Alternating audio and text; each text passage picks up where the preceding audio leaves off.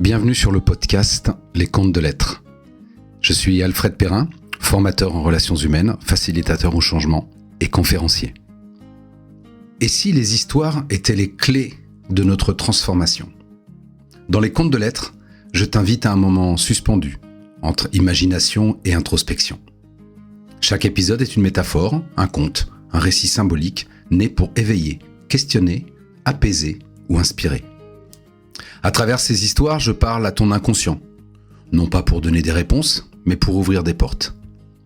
Des contes qui parlent à l'âme, des mots qui murmurent à l'intérieur.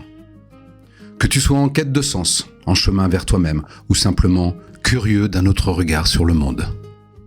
Les Contes de l'être t'offrent une pause douce, profonde et essentielle. À écouter les yeux fermés et le cœur ouvert.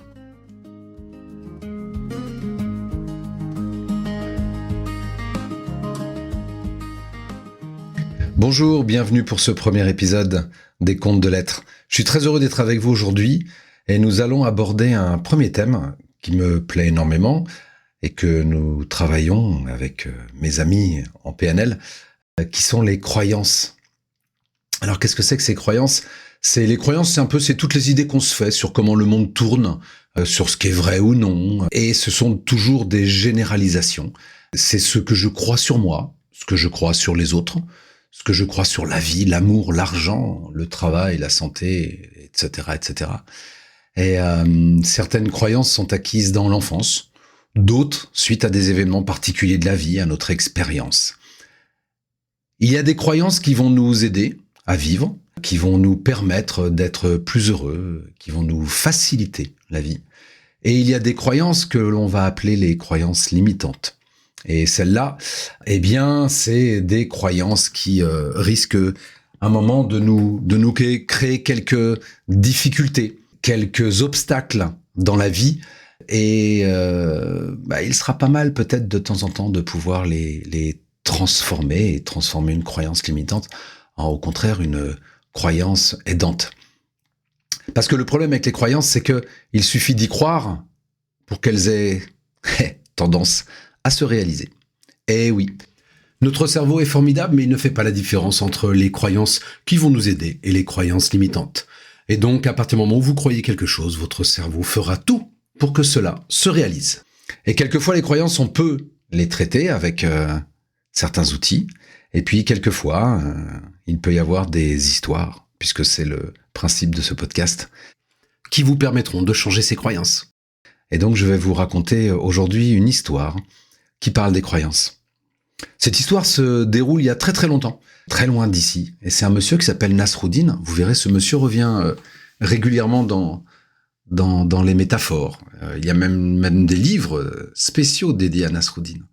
Et Nasruddin, il est dans le désert et il doit aller vendre de la marchandise assez loin. Et il sait qu'il aura plusieurs jours de marche, donc il décide de prendre ses 4 ânes pour porter ses marchandises.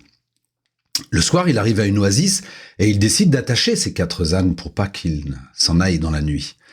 Il sort la corde qu'il attache entre 2 palmiers et les 3 autres cordes pour les ânes. Malheureusement, il en manque une.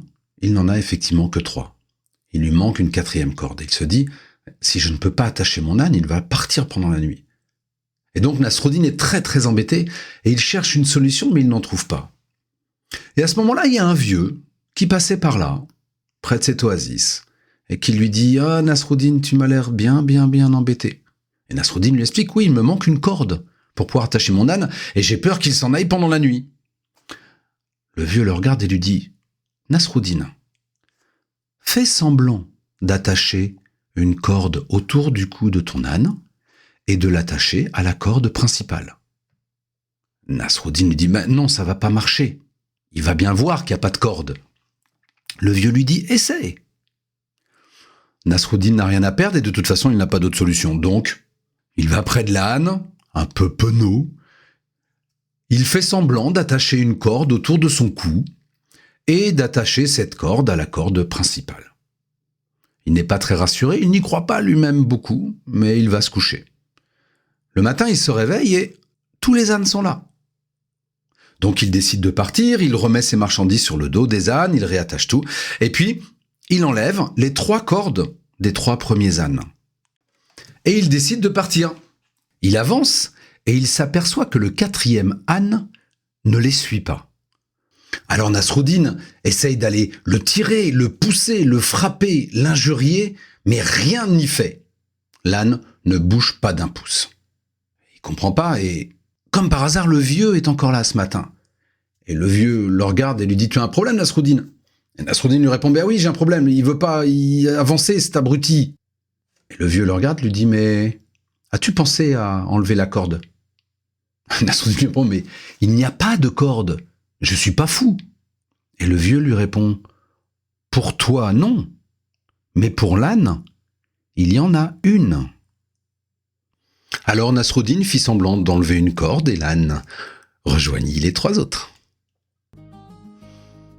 Je vous laisse sur cette petite histoire, je vous souhaite une belle semaine, une bonne fin de week-end, et nous nous retrouverons dans 15 jours pour une nouvelle histoire. D'ici là, prenez soin de vous.